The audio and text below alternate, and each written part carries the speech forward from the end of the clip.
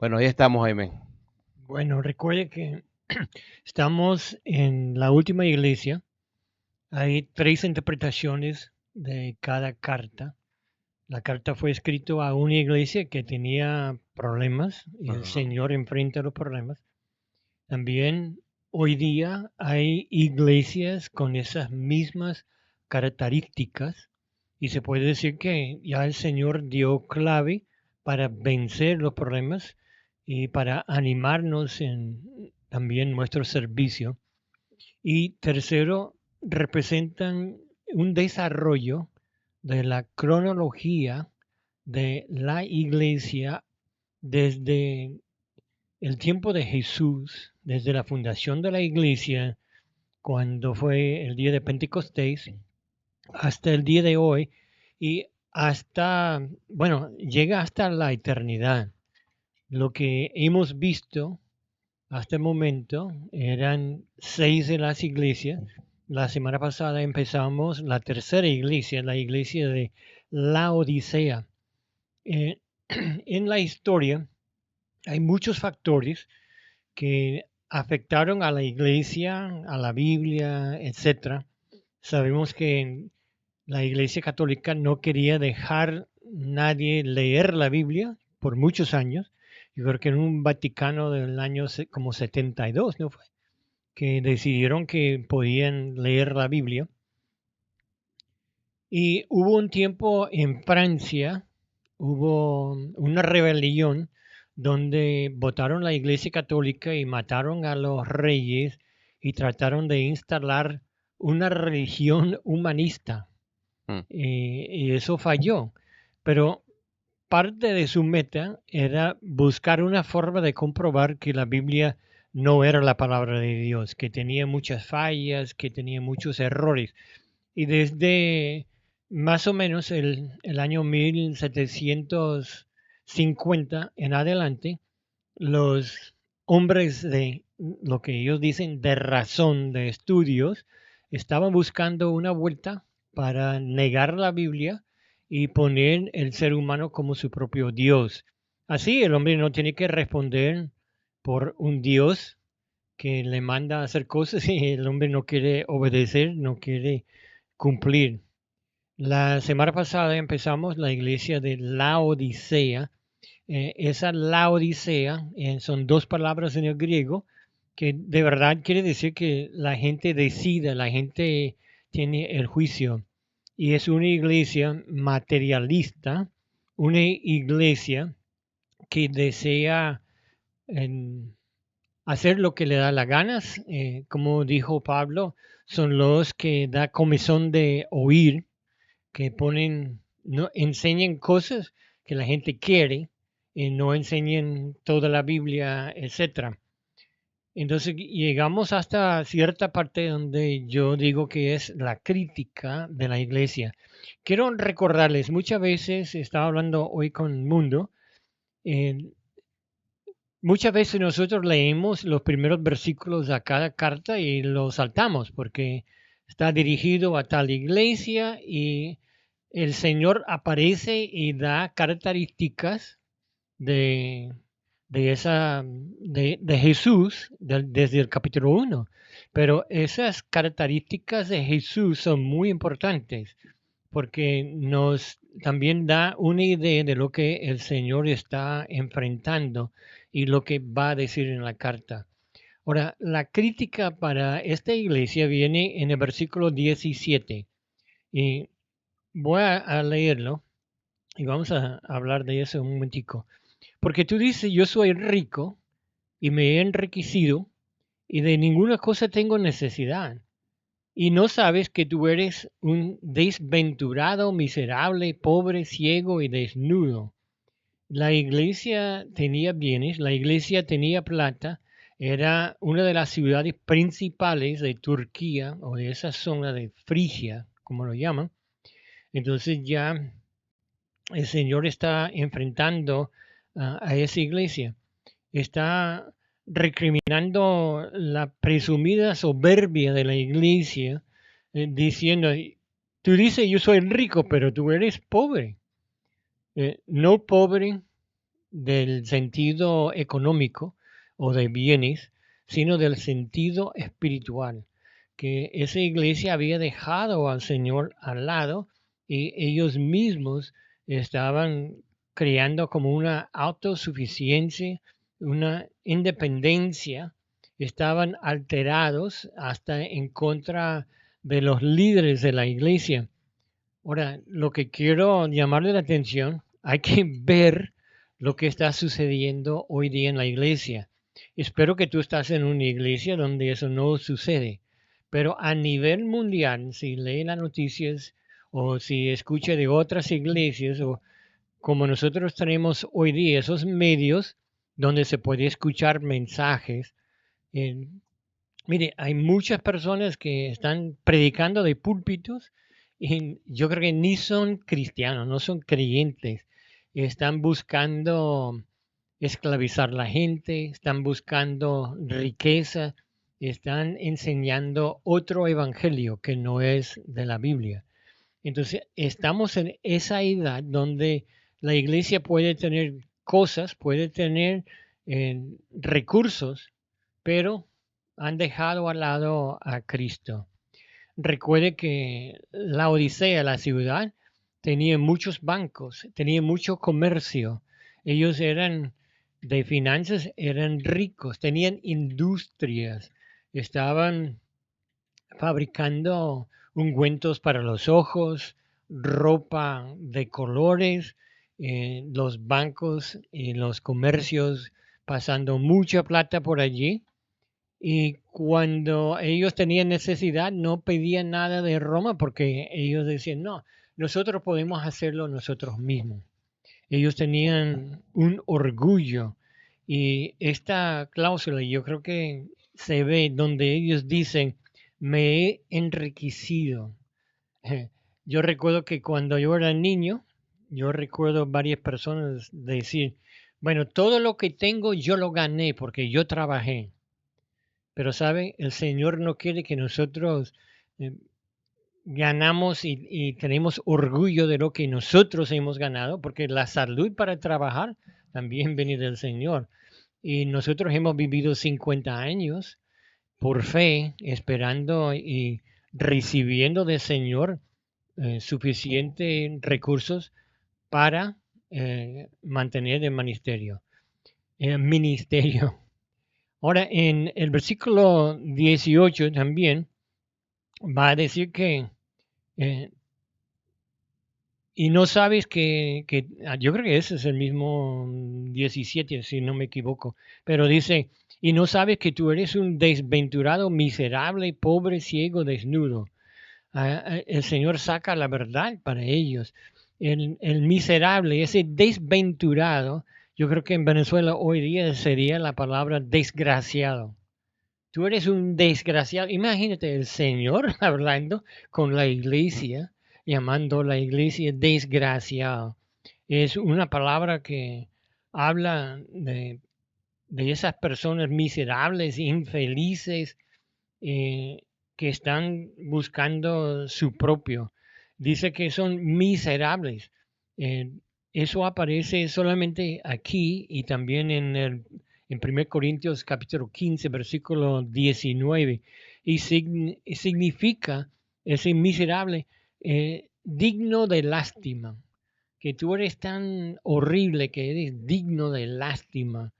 Entonces es una combinación aquí donde el Señor habla de esa iglesia. Y la iglesia era pobre espiritualmente, pero rico económicamente. Y eran ciegos. Ellos venden ungüento para los ojos y ese ungüento salía en tabletas que se podían mezclar y usar en los ojos y fue enviado a todo el mundo. Todo el mundo buscaba ese ungüento, pero el Señor dice, y también tú eres ciego y dice que eres desnudo.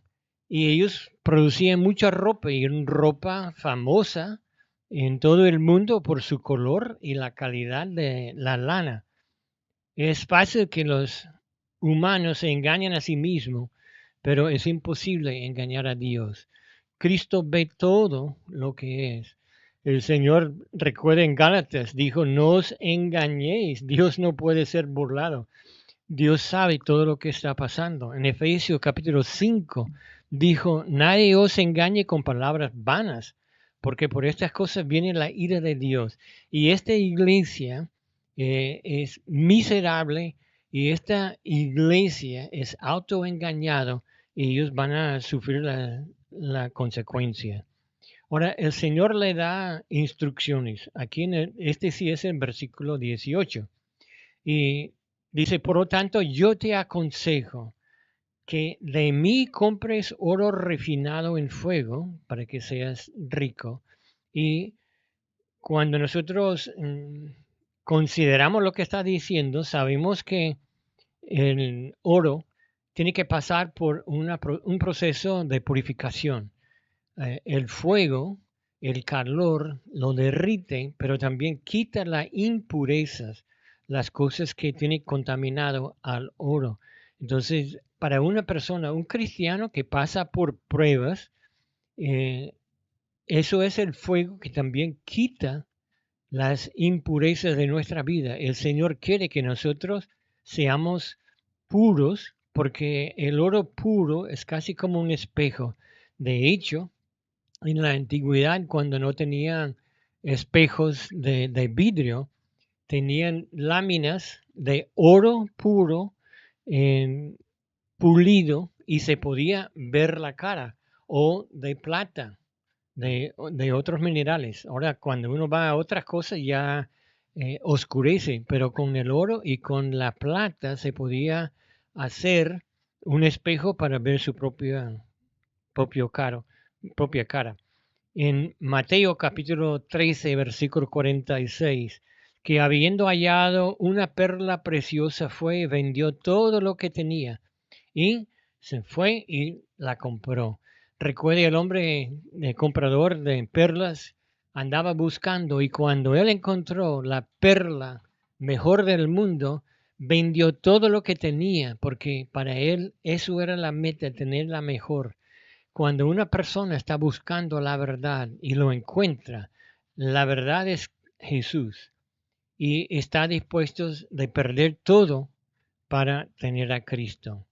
El versículo 18 y 19, y vestiduras blancas para vestirte, y que no se descubra la vergüenza de tu desnudez, y unge tus ojos con colirio para que veas. Pero ese colirio que van a tener es para una visión espiritual.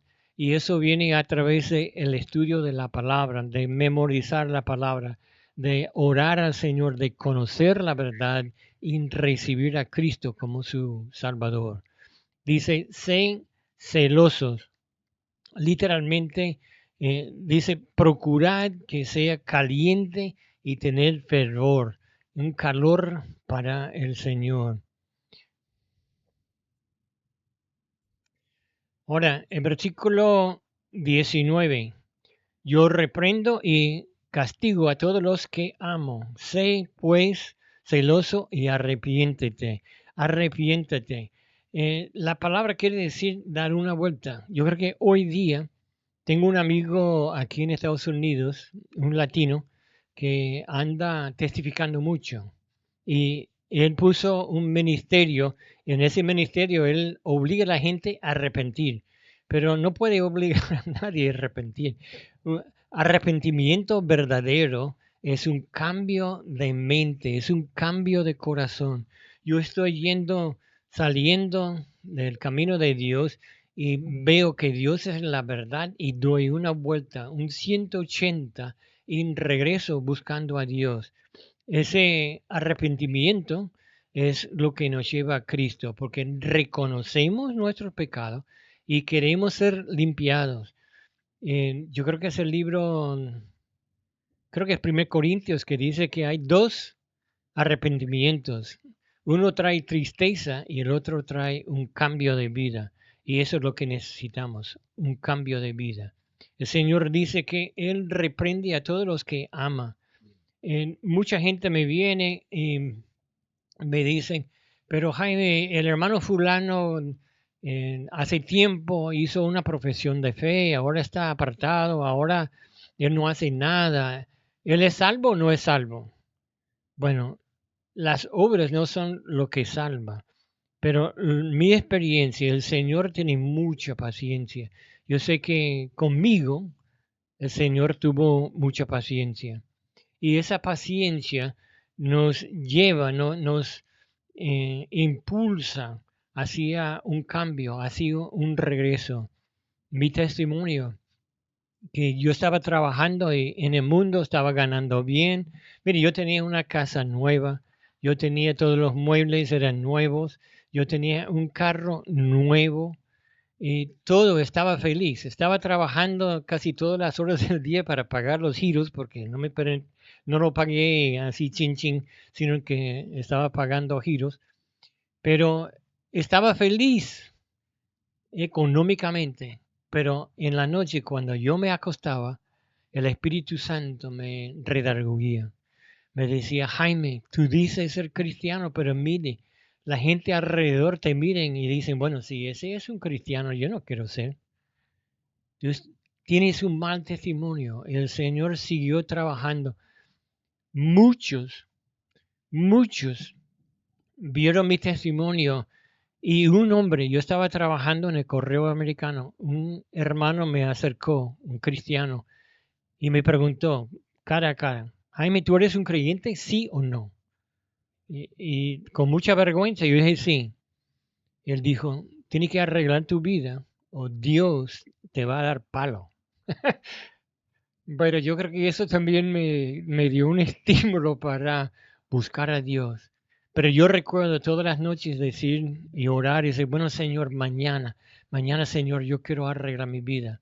Pero andar en el mundo con los placeres del mundo, buscando los recursos, etcétera, olvidaba de Dios hasta una noche que el Señor no me dejó más.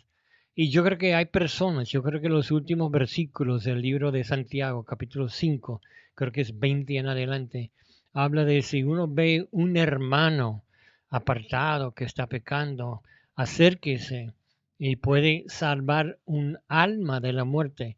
Mire, alma no está hablando de la vida eterna, alma está hablando de la vida física. Y yo creo que la paciencia de Dios, Él nos permite extraviarnos y Él nos busca y nos llama, pero hasta cierto punto Él nos da tiempo. Y a veces yo creo que llega el punto de que el cristiano, su testimonio es malo y el impacto de su testimonio da vergüenza. Entonces el Señor se lo lleva. Pueden ver esos versículos y puede ver que Dios nos ama. Mire, la Biblia, aquí la palabra donde dice, yo, todos los que amo, no está hablando de esa palabra que nosotros conocemos de agapao, de agape, ¿no? Es la otra palabra para amistad. El Señor dice que Él ama y quiere y desea tener esa comunión. Y si nosotros nos apartamos, no tenemos ese fileo, no tenemos esa relación de amistad, de hermanos. Entonces el Señor empieza a buscarnos. Mire, el amor de Dios, nosotros lo conocemos que Juan 3:16, porque de tal manera amó Dios al mundo. Mire, Dios ama a todos, hasta los pecadores, hasta los incrédulos, y desea que todos lleguen al arrepentimiento, como dice en 2 de Pedro. Ese fileo habla de la relación, y Dios quiere tener esa relación también. Él nos ama con ese amor de Dios, ágape, pero también Él desea tener esa, ese, ese amistad, este acercamiento. Él quiere que nosotros le buscamos. Los padres cuando somos niños nos dan de todo, ¿no? Y nuestro Padre quiere darnos todo y Él quiere guiarnos en nuestra vida. Muchas veces los jóvenes llegan a punto de que no quieren escuchar a sus padres, ya piensan que saben todo. Normalmente cuando piensan que saben todo, toman decisiones y tienen que arrepentirse después, porque los padres tienen experiencia y Dios sabe, Dios conoce el presente y el futuro. Él puede darnos consejos y puede ayudarnos. La palabra aquí que dice que Dios nos reprende, es la palabra para castigar o educar a un niño, encaminarlo en su camino para que sea mejor, especialmente en el futuro. El famoso versículo 20 del libro de Apocalipsis es un versículo que muchos han tomado y muchos lo usan para evangelizar. Mire, dice, he aquí yo estoy a la puerta y llamo. Si alguno oye mi voz y abre la puerta, entraré a él y cenaré con él y él conmigo. Quiero que nosotros vemos este versículo en su enteridad, porque se nota primero que es Cristo y dice que está a la puerta. Y sabe, no está adentro a la puerta, está afuera. A esta iglesia muchos han dejado a Cristo afuera y Él está, pero Él sigue llamando. Uno dice que tocando la puerta, porque Él quiere entrar y quiere tener esa comunión. Yo creo que es posible que este versículo está hablando a personas que estuvieron en la iglesia, estaban asistiendo pero que no eran creyentes. Y es posible que muchos de esa iglesia no eran creyentes. Mire, cuando viene el rapto, Dios solamente va a llevar los verdaderos creyentes. A los que han ido a la iglesia toda su vida, pero nunca han recibido a Cristo. Ellos van a quedar atrás. Hay un famoso serie de libros que se llama Dejado atrás. Yo no estoy de acuerdo con todo lo que dice, pero me gusta el título, Dejado atrás. Y yo creo que en muchas iglesias la gran mayoría van a quedar atrás. Y en otras iglesias que tienen buena doctrina va a haber también gente dejado atrás, porque nunca abrieron esa puerta, nunca recibieron a Cristo. Jaime, ahí, eh, para más o menos tener un entendimiento de, yo creo que del versículo más profundo, yo creo que tenemos que entender también el concepto o diferenciar el concepto. Cuando hablamos de iglesia, del punto de vista bíblico, obviamente sabemos que la iglesia es el cuerpo de Cristo, ¿no? La iglesia Sí, universal. yo hablo eh, de una Sí, congregación. exactamente. Cuando hablas de Sí, que mucha gente que está en la iglesia está hablando del hecho de que se congrega en un lugar donde hay creyentes locales, pero el hecho de congregarte, hasta de bautizarte, de diezmar, de orar, de predicar, de ser pastor aún de esa congregación, no garantiza de que seas creyente. Entonces puedes estar congregándote y estar activo, pero si realmente no hubo un arrepentimiento real y no pusiste tu fe en Cristo, no hay una conversión. Yo sé que es muy técnico, es a veces no es que te hace dudar, sino que es muy filosófico, te hace pensar, pero es una idea real. Pues cuando Jesús habla de eso, yo creo que está hablando de que veamos bien el concepto de la iglesia y especialmente esta iglesia, que era una iglesia muy influenciada por la sociedad materialista, como que, y por eso lo que decías también, ella aprovechó decir, cuando hablabas de riquezas y todo eso, no estás diciendo que es malo tener riquezas o es malo tener un montón de cosas.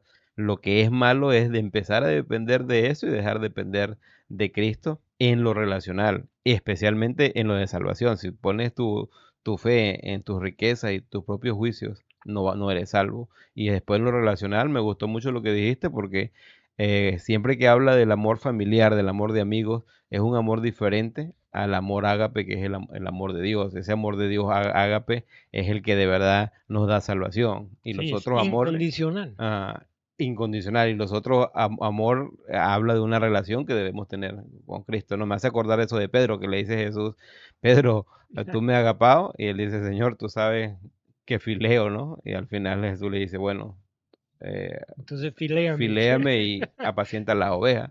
Pero eso es Sí, también un Pedro entendiendo su condición, había recién traicionado a Cristo, y ahí estaba como que ese comienzo, ¿no? Otra vez.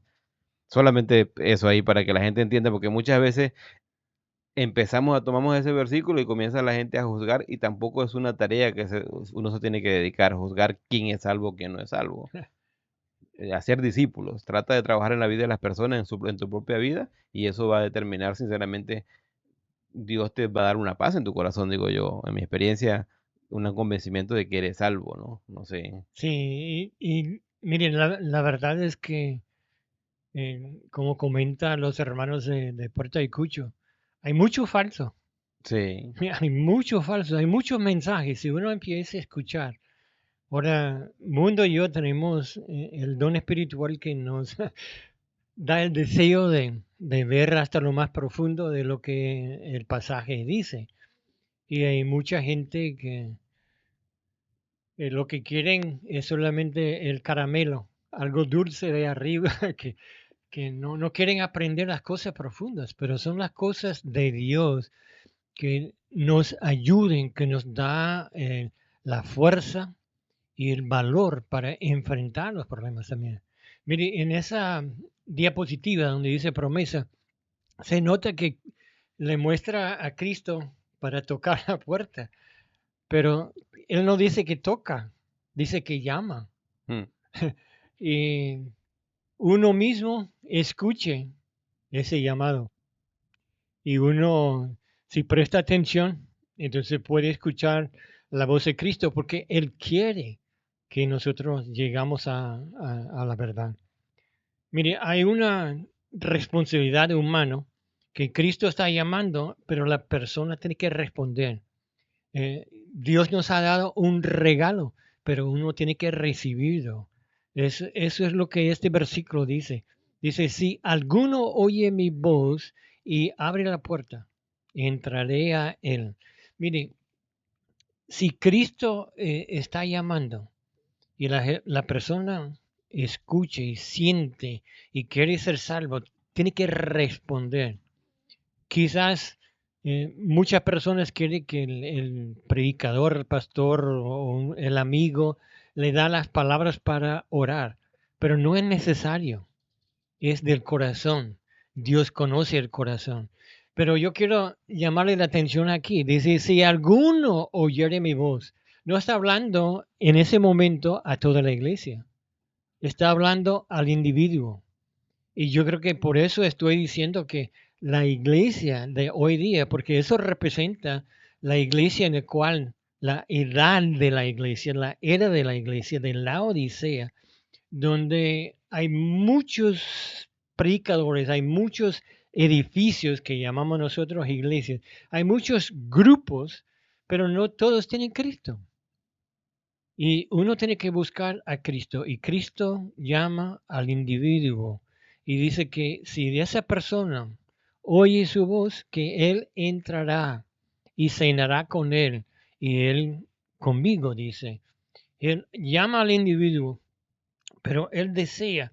¿Qué es lo que hacemos cuando cenamos con alguien? Sentamos, charlamos, compartimos. Hay algo especial, creo, no sé si soy glotón o qué, pero a mí me gusta comer y conversar. Y muchas veces nosotros cuando tenemos amigos aquí en la casa, hace una comida y sentamos, yo creo que un 75% del tiempo empezamos a hablar de Biblia, porque es lo que nos interesa y la gente quiere saber, y quieren aprender más y tienen preguntas a veces. Entonces empezamos con esa idea.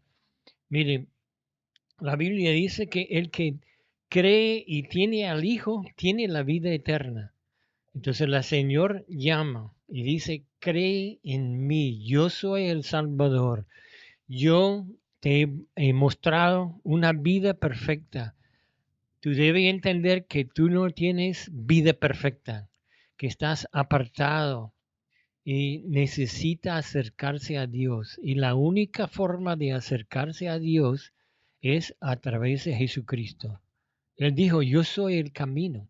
Nadie viene al Padre sino por mí. Entonces ya cuando nosotros entramos con Él, vamos a tener una comunión. Ahora, la palabra aquí para cenar es muy especial. Y yo creo que lo primero que tiene que decir que no fue el desayuno, no fue almuerzo, es la cena. Quizás en tu casa no es igual, pero en la cultura de ese tiempo, que era muy agrícola, la gente se levantaba muy de mañana. Si había algo de sobrantes de la noche anterior, quizás lo agarraban y lo comían y salían para amanecer en el campo trabajando, aprovechar de la luz y de la frescura del día. Y quizás era solamente un pedazo de pan que sobró, que lo toman, lo mojan y lo comen yendo hacia su trabajo. El almuerzo no fue muy diferente. No hacían sandwichitos, no hacían un banquete, no llevaban comida al campo donde los obreros, sino que llevaban quizás otro pedacito de ese pan que sobró de la noche anterior y con un poquito de agua o vino, lo que tenía. Entonces podían tomar y refrescar por un tiempo corto y volver a su trabajo. Pero al final de la día, la gente regresaba y había una comida hecho y preparado para todos.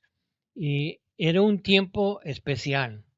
Ahora, nosotros tuvimos la oportunidad de vivir en la selva. Y yo sé que hubo un tiempo en Puerto Ayacucho donde se fue la luz y también experimentamos lo mismo. A las 6 de la tarde en Venezuela empieza a oscurecer. Si uno no tiene luz, entonces no puede ver televisión, no puede escuchar la radio, no puede hacer nada, si no se sienten hablando quizás afuera, si no hay estrellas y luna para alumbrar, entonces es oscuro. Y uno queda un tiempo hablando y parece que ha pasado horas charlando y cuando ve el reloj, solo media hora, una hora, ya son las 7, 7:30 y ya tiene sueño. Entonces se va a dormir. Entonces el otro día empieza de nuevo muy temprano porque acostó temprano. Pero esos obreros venían a la casa, encendían las lámparas, ponían la comida y se sentaban y ellos compartían con todos. Ellos tuvieron la puerta abierta para los amigos venir y para toda la familia. Se sentaban alrededor de su mesa. No era una mesa con sillas como se ve en la foto. Eso es para nosotros. Pero tenían un tiempo de compañerismo. Y ellos no comían así rapidito para llegar a ver el próximo capítulo de tal novela. No, ellos estaban allí para disfrutar con familia el compañerismo. Y eso es lo que Jesús dice que quiere. Mire, Él quiere entrar y quiere cenar con nosotros. Y no es la comida, es el compañerismo. Es el tiempo de compartir. Es un buen tiempo para leer la Biblia, para estudiar, para compartir ideas, etc. Entonces, eso es lo que Jesús ofrece aquí en ese versículo 20. Este versículo se puede usarlo para evangelizar, porque Cristo está a la puerta de su corazón y está llamando. El que abre, el que recibe a Cristo, él entra y tiene comunión con esa persona de allí en adelante. El versículo 21 dice, al que venciere, le daré que se siente conmigo en mi trono, así como yo he vencido y me he sentado con mi Padre en su trono. Ahora, el trono es una silla de autoridad. Es lo que representa esa autoridad. En cualquier reino, el trono es donde se siente el rey para mandar. Aquí tenemos en Estados Unidos la Casa Blanca y el presidente tiene su oficina y desde allí entonces él a veces lo muestran en la televisión dando un discurso desde su oficina, porque eso muestra el poder del presidente. Y Jesús dice que a los que creen van a sentar con Él en esa silla, en ese trono. Ahora, nosotros tenemos una idea de lo que es un trono. Y se ve en la foto aquí, le tienen como dos tronos, ¿no? Y se nota, uno es un poquito menos que la otra. Eh, Eso es un dibujo que encontramos por internet. Pero en el tiempo que fue escrito el libro, el trono era más bien como un pequeño sofá y tenía varios puestos. Entonces el Padre puede sentar y el Hijo al lado. Y Él dice que nos invita también a sentar al lado de Él, allá con el Padre, en el trono, con la autoridad, en Él. Y entonces nosotros tenemos una invitación especial. Pero dice que es para los que son vencedores. Y muchos hablan de, bueno, esa palabra vencedor, ¿qué quiere decir? El mismo Juan escribió Primera de Juan. En el capítulo 5, versículos 4 y 5, nos dio una definición. Mire, Primera de Juan 5, 4 y 5. Porque todo lo que es nacido de Dios vence al mundo. Y esta es la victoria que ha vencido al mundo, nuestra fe. ¿Quién es el que vence al mundo sino el que cree que Jesús es el Hijo de Dios? Entonces, teológicamente, cuando uno recibe a Cristo, hay un montón de cosas que suceden en ese instante. Y, y yo soy teólogo, Mundo es teólogo, Miguel es teólogo, y sabemos y tenemos listas y todo. Pero a la persona que recibe, que cree en Jesucristo, en ese instante llega a ser hijo de Dios, parte de la familia de Dios. El versículo 22, ese capítulo 3, vuelve a repetir una frase que está en todos. El que tiene oído, oiga lo que el Espíritu dice a las iglesias. Se nota que es un mensaje que fue dado a la iglesia, pero el Señor habla de la persona, del individuo, y dice, mire todo lo que el Señor ha dicho a las iglesias, no una sola. Es importante leer y estudiar esas cartas a esas 7 iglesias. Ahora, quiero dar un pequeño repaso. Hemos visto 7 iglesias: Éfeso, Esmirna, Pérgamo, Tiatira, Sardes, Filadelfia y ahora la Odisea. Son 7 iglesias y yo le dije que estas iglesias, hasta su nombre, tiene algo que decirnos en cuanto a esa era de la iglesia. La primera iglesia fue la iglesia de Éfeso. Era la iglesia, su nombre quiere decir deseable. Era durante la edad que estaban todavía los apóstoles.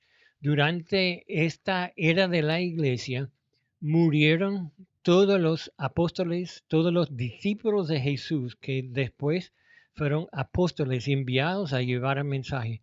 La gran mayoría, no la totalidad, pero la gran mayoría de esos misioneros, de esos apóstoles, dieron su vida de una forma muy brusco.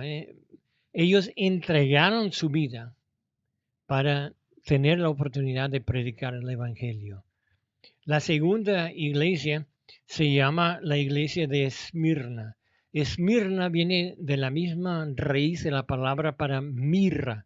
Mirra era un perfume para ungir o untar a los muertos.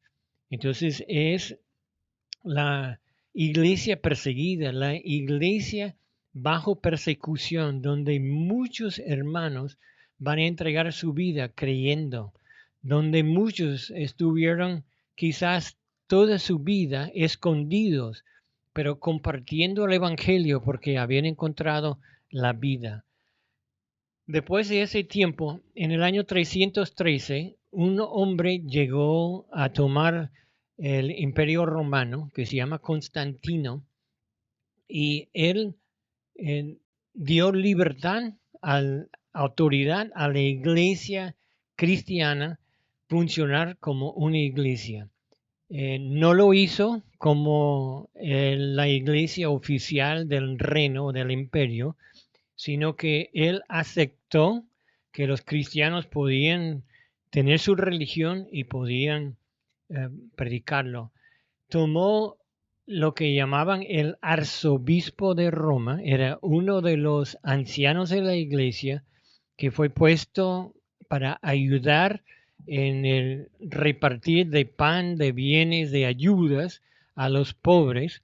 Y Constantino, que llegó a ser como el rey, el emperador, le daba plata, le daba bienes, le daba comida a ese arzobispo de Roma para ayudar a la gente pobre.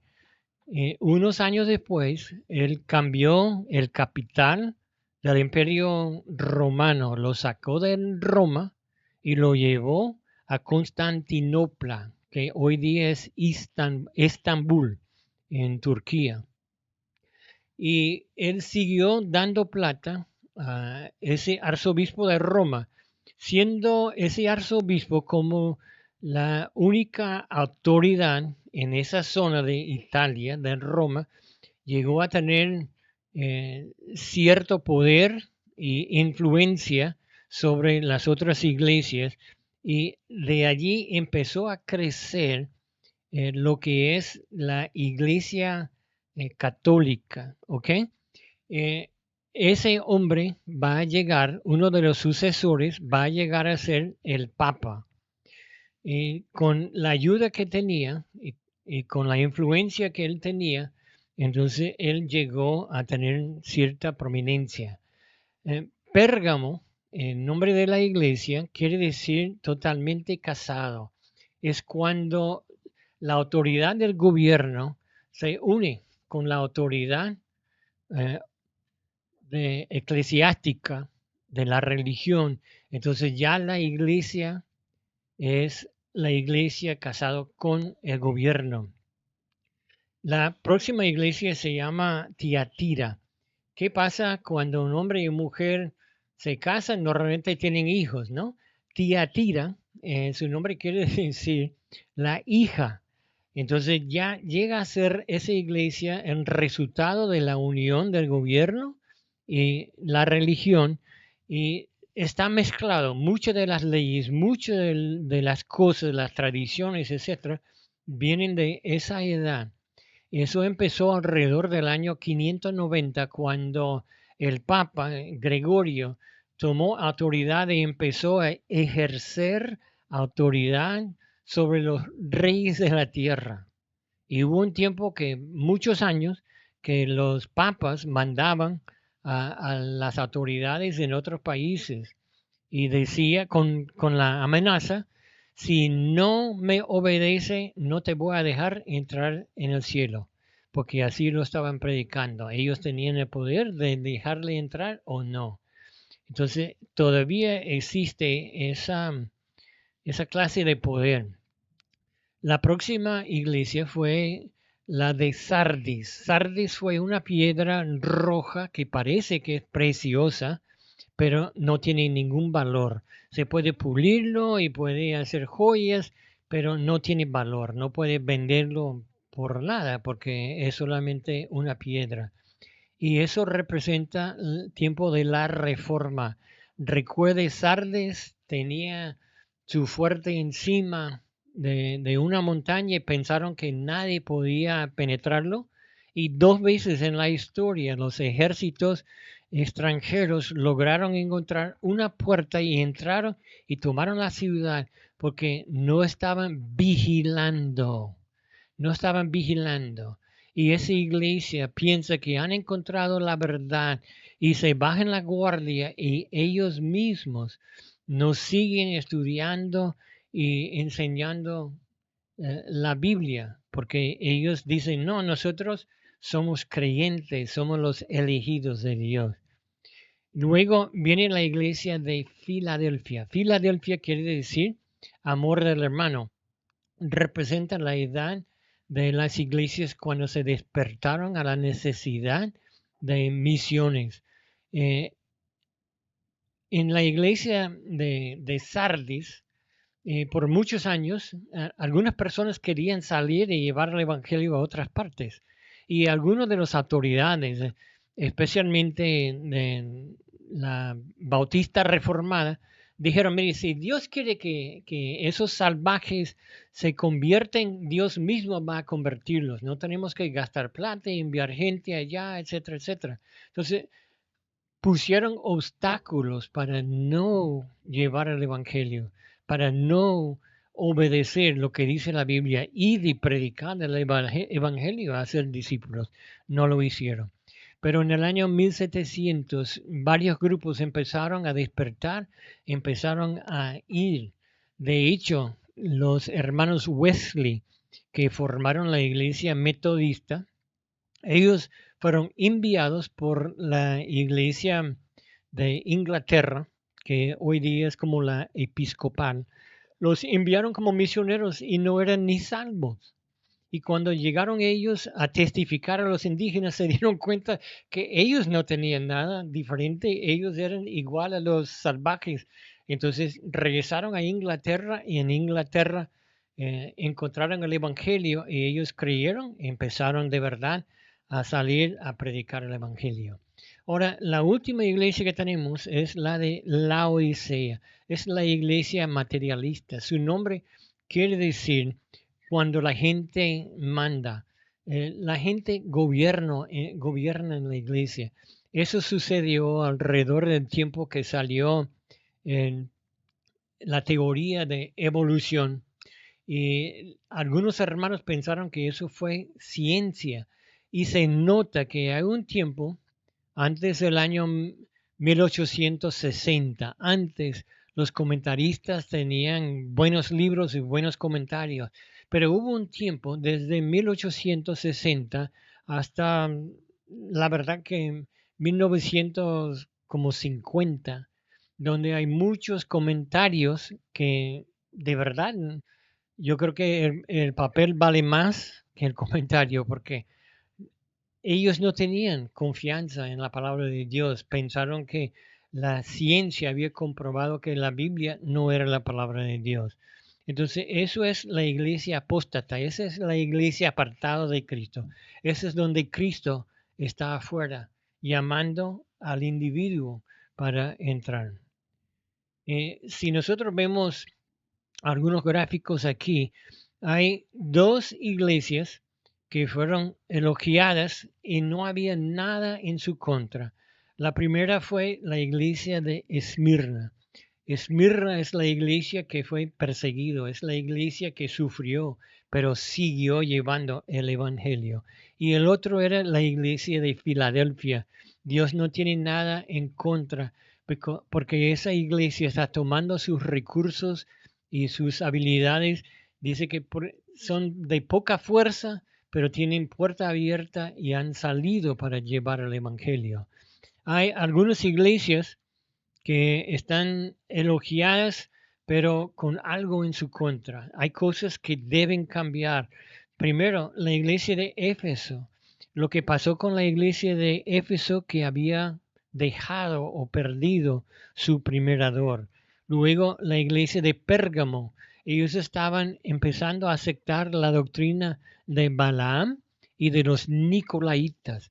Los Nicolaitas era cuando hicieron una distinción entre cleros y laicos, entre los hermanos común y corriente y las autoridades de la iglesia.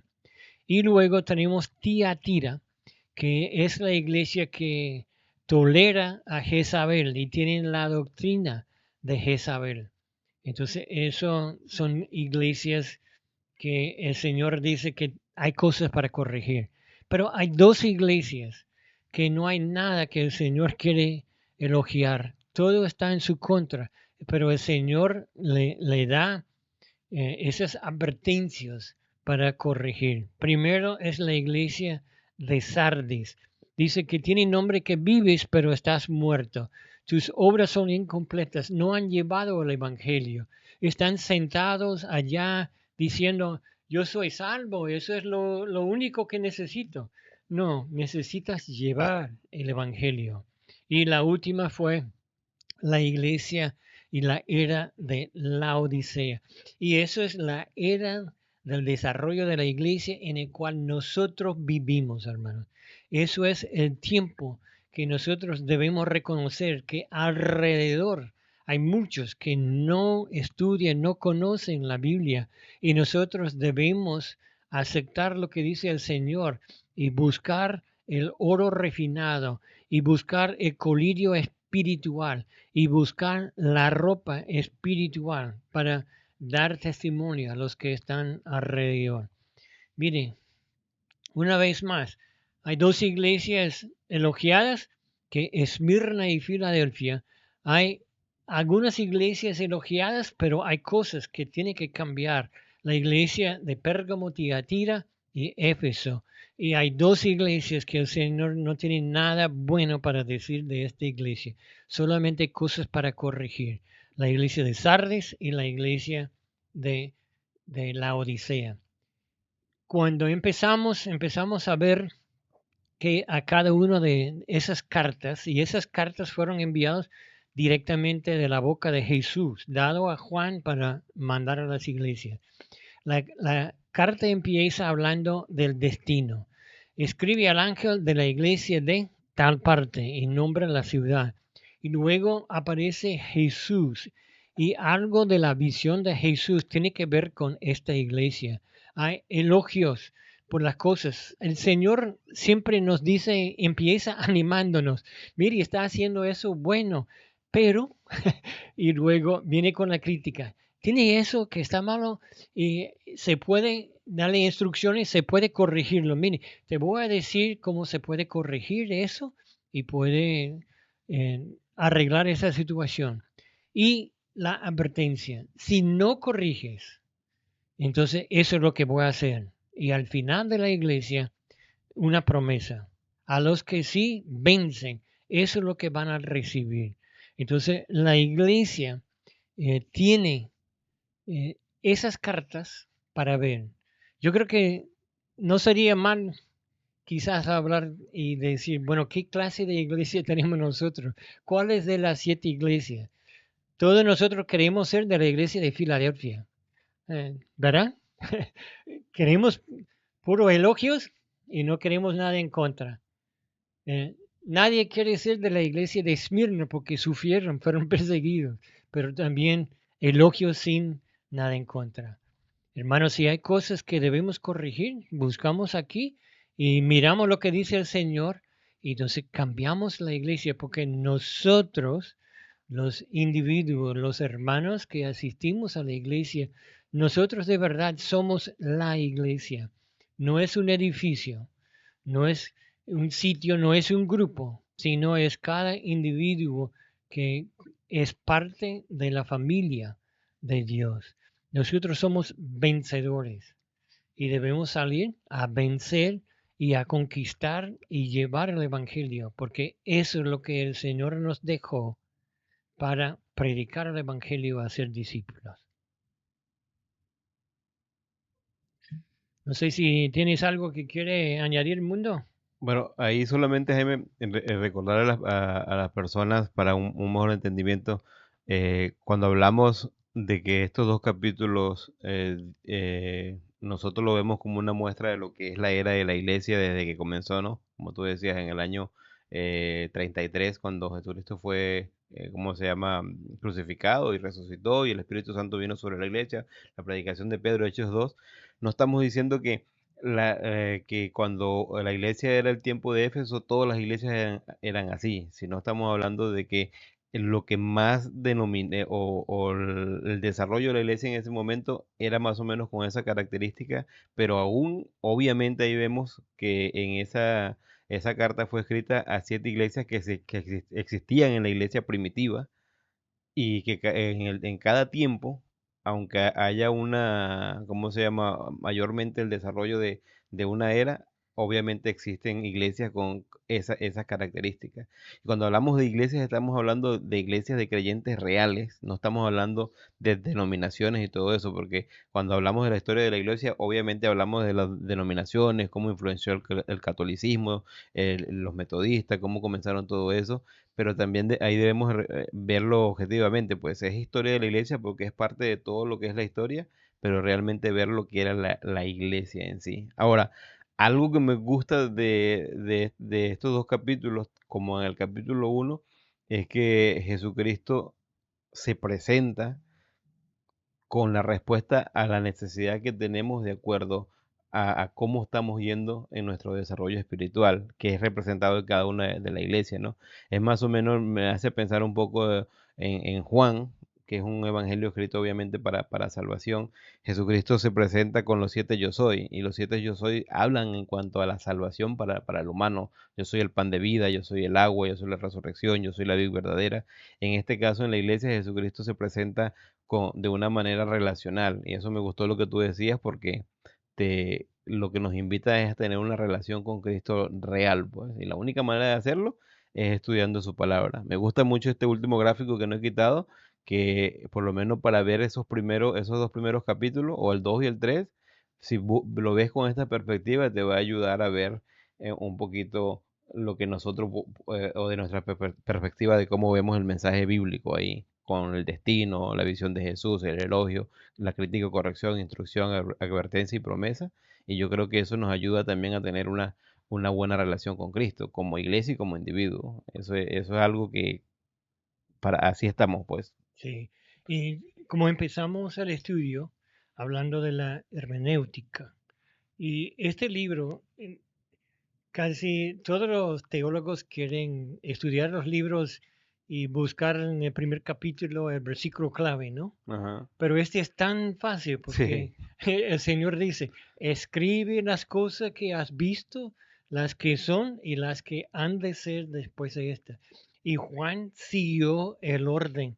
Capítulo 1 era lo que él había visto. Capítulo 2 y 3 eran las cosas que son, que habla de la era de las iglesias, el tiempo de gracia o de las iglesias. Y después de terminar esa edad de la iglesia, entonces ya vamos a entrar en las cosas que han de ser después de esto. Y eso es lo que vamos a empezar en la otra semana. Y con eso obviamente podemos entender claramente que Dios, Jesús, se preocupan sinceramente por lo que es el futuro de la humanidad y el futuro a nivel individual. Yo creo que muchas veces tenemos o veo, percibo en las personas que tienen un anhelo de entender Apocalipsis, especialmente del capítulo 4 en adelante, que habla de todas las visiones y el futuro. Y la realidad es que cuando lo vemos en la perspectiva bíblica, por lo menos vamos a dar base en cuanto a eso, que nosotros no vamos a estar presente en lo que es la gran tribulación, pero debe animarnos a desde este momento que estamos viviendo en la era de la iglesia, sinceramente no solamente llevar, lo que pasa es que a veces pensamos que llevar salvación es decirle a una persona, eres pecador, pon tu fe en Cristo, ora, ya está listo. Y realmente no fuimos mandados a hacer eso, lo que fuimos mandados fue a ser discípulos. Yo siempre digo que predicarle a una persona de Cristo, obviamente si vas de viaje, lo ves por una vez y se te dio la oportunidad y le hablaste de Cristo y esa persona tomó una decisión, chévere, porque y amén por eso. Pero si estás hablando, trabajando con una persona que es tu vecino, que es tu compañero de trabajo, que es a alguien nuevo en la iglesia, no es suficiente hablarle de Cristo y ya. Tienes que trabajar en la vida de esa persona. Yo creo que la Biblia nos manda a ser discípulos y Sí, eso es lo importante. Nosotros mismos ser discípulos y hacer discípulos. Y para poder hacer discípulos, uno tiene que invertir en la vida de esa persona en cuanto a enseñanza bíblica, en cuanto a dinero, las personas que piensan que quieren trabajar con alguien y no van a invertir dinero en ellos, están equivocados porque es importante eso. No estoy diciendo que les den dinero, que paguen, sino que le vas a invitar a un café, vas a tener que ir a visitarlo, eso es gasolina, todo ese tipo de cosas, pero tener una relación con esa persona. Y algo que a mí me anima, a mí me encanta ver mis discípulos creciendo porque me anima a mí a mejorar y seguir creciendo para poder algo que enseñarle o que compartir con ellos. A veces también veo muchos pastores o líderes que como que no quieren que sus discípulos crezcan porque no quieren Que seguir sepan creciendo, más. o porque sepan más que ellos y ellos mismos no quieren seguir creciendo. A veces yo exhorto y le digo a pastores o líderes con que he trabajado, chamo, tú eres el que tienes que ponerte las pilas porque si tú estancas a tu misma congregación, ¿cómo vas a desarrollar? Pues, hablando del punto de vista de ser discípulo. Eso me gusta de Apocalipsis. Obviamente a Dios le importa nuestro futuro, pero nos enseña ese futuro para empezar a construirlo de la oportunidad que estamos viviendo, que es el tiempo de la iglesia, tener una buena ética cristiana, tener una buena relación con Dios, tener una buena relación con nuestros familiares, con los vecinos. Cuesta, pero ese es el reto, pues.